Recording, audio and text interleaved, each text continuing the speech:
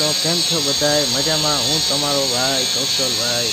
આજે આપણે આવી ગયા છીએ જામનગરના જૂનું મંદિર ઐતિહાસિક સિદ્ધનાથ મહાદેવના દર્શન કરવા.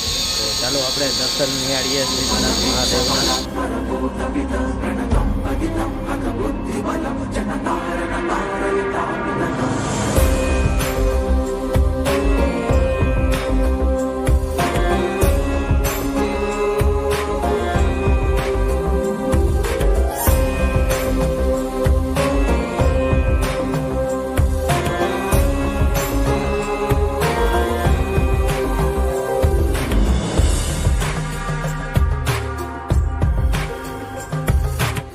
જામનગર શહેરમાં સુપ્રસિદ્ધ સિદ્ધનાથ મહાદેવના મંદિરનો ઇતિહાસની વાત કરીએ તો તેની સ્થાપના 13મી સદીમાં કરવામાં આવી હતી.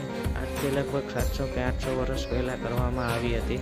શિવલિંગની સ્થાપના સતયુગમાં 4 સિદ્ધ ઋષિઓ કરેલી હતી, જેથી જ આ મંદિર સિદ્ધનાથ મહાદેવ તરીકે પણ ઓળખવામાં આવે છે.